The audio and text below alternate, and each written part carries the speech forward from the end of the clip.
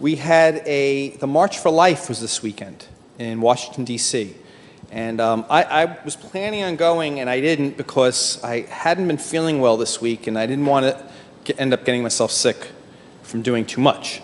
So I didn't go. But I happen to have somebody here today who did go. And if you wouldn't mind, Christian, I'd love to have you come up and just share a little bit about your experience. Christian's a member of Beit Shalom, and he comes in to support us and to get fed once in a while here. So Christian, come on up if you don't mind. Okay. And just... I don't need a mic. Okay. Okay, so... You do need a mic, as it turns out.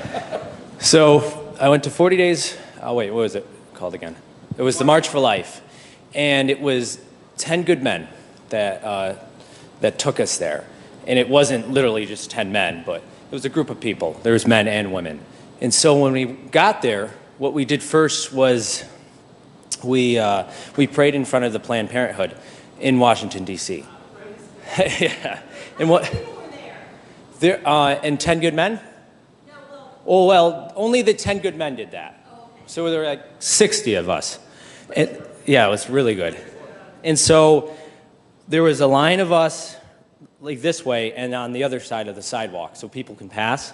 And so Planned Parenthood is used to this. So they had 6 workers come out in these orange vests that said pro-choice. And so we prayed, some louder than others. You know, I prayed. It was really great. And then you had these people come and just give us the worst faces. You know, they did not like us.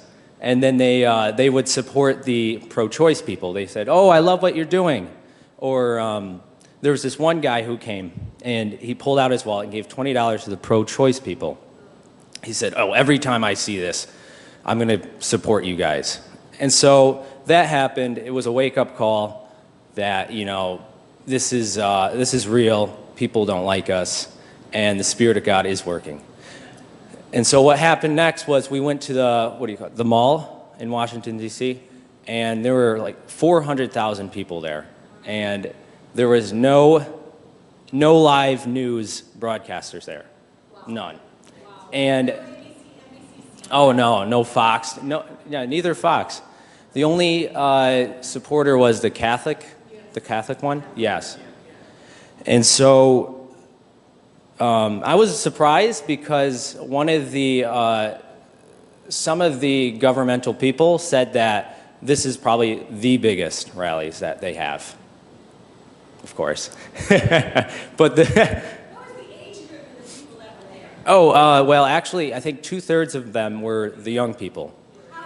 Yes. What's that? Under 30? Yes, under 30. My age, 20 younger. There's actually one of the speakers was a girl from a school, and she was phenomenal. Like she loved the Lord. She really supported birth, and it was a beautiful thing. A lot of the congressmen came up, supported pro-life, and there was one congressman who just loved the Lord and just preached. It was awesome, yeah. And so we did our march, and it was the biggest march I've ever been in.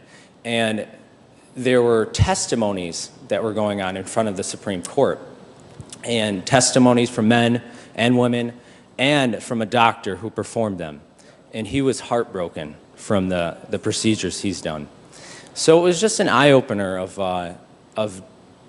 how, like, the crimes of abortion and how women and men are broken after or before, you know, they're doing this.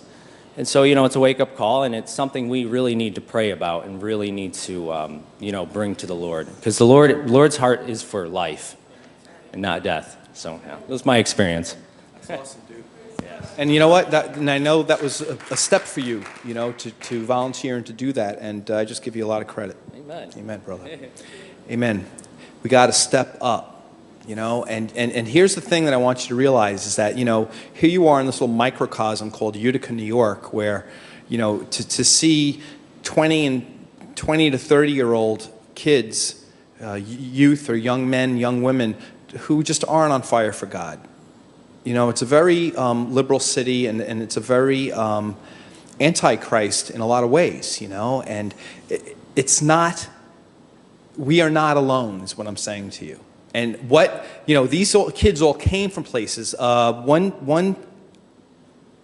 city, Fargo, North Dakota, closed their high school, and everybody from the high school from Fargo went.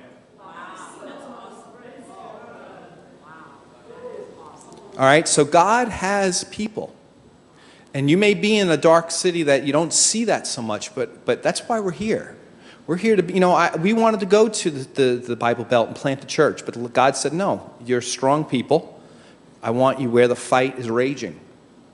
And it's raging right here, you know, and we've got a foothold, and we're taking ground. Amen? Amen.